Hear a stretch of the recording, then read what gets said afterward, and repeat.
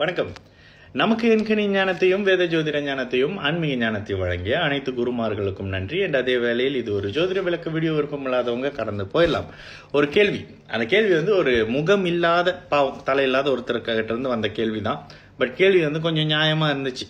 ஏன்னா இந்த மாதிரி கருத்துலாம் நம்ம ஒழிஞ்சு தானே பேசுவோம், நேரடியாக பேச மாட்டோமே. சரி, கேள்வி என்னது அப்படின்னா, already that rasi people are suffering, you should give some solution to overcome that, not hurt them by hurt them again by this வீடியோவா. ஓகே, அந்த ராசிக்காரங்க ஆல்ரெடி பிரச்சனையில் இருக்காங்க. இந்த வீடியோ வழி மறுபடியும் நீங்கள் அவங்களை ஹர்ட் பண்ணுறீங்க, சொல்யூஷன் சொல்லுங்கள். சொல்யூஷன் தான் உலகம் முழுக்க எல்லாருமே சொல்கிறாங்களே, சொல்யூஷன் சொல்லி அது நடக்குதான்றது தானே கேள்வி. இந்த வீடியோவில் ஒரு விஷயம் சொல்லியிருப்பேன். என்ன சொல்லியிருப்பேன் அப்படின்னா, அடுத்து 2.5 வருஷத்துக்கு ஜாதகம் பார்க்க போகாதீங்கன்னு சொல்லியிருப்பேன்.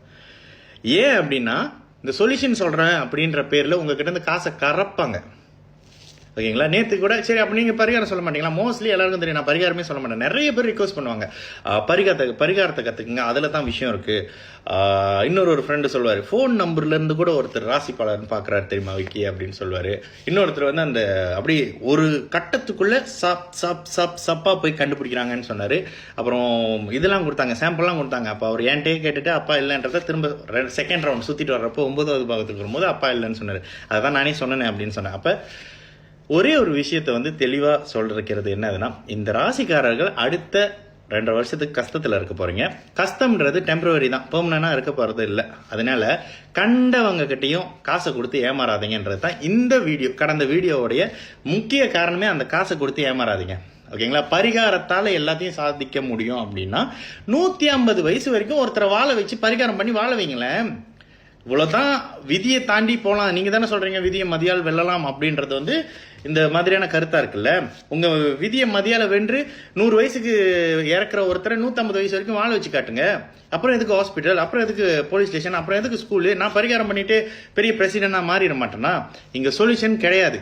சொல்யூஷன் சொல்கிறாங்க அப்படின்னா பிரார்த்தனையின் வழி உங்களோட மனதை ஆறுதல் பண்ணிக்கலாம்ன்றது ஒன்றாவதும், அதன் இந்த பரிகாரத்தின் வழி பாக்கெட்டை நிரப்பிக்கலான்றது 2வது. இவ்வளவுதான் உங்களுக்கு கொடுக்க வேண்டிய சொல்யூஷன். இந்த சொல்யூஷன் கடைசி மட்டும் நான் சொல்லவே மாட்டேன். ஓகேங்களா? எனக்கு அது ஸ்ட்ரிக்டான ஆர்டர். இதனால தான் டிவியில் உட்காந்துக்கிட்டு 50 ஜோசியக்காரங்களை வச்சுக்கிட்டு ஒரு ஆக்டர் ஏன் அவமானப்படுத்துறாரு அப்படின்னா இதுதான் காரணம். கடலை முறைச்சிப்பாரு, மேரி ரோஸ் பிஸ்கெட் சாப்பிடு, இது ஃபோன் நம்பர்லேருந்து பலன் எடுப்பேன், அண்ட் டைம் சொல்லாமல் அந்த ஆள் உட்காந்துருக்காரு, அதுக்கு ஒருத்த பலன் சொல்கிறான். கடைசியாக வாங்கி கேட்டுறீங்களா? நான் இன்ன வரைக்கும் டைம் இல்லாமல் யாருக்கும் பலனே சொல்ல மாட்டேன். என்கிட்ட ஜாதகம் பார்த்தவங்களுக்கு தெரியும்.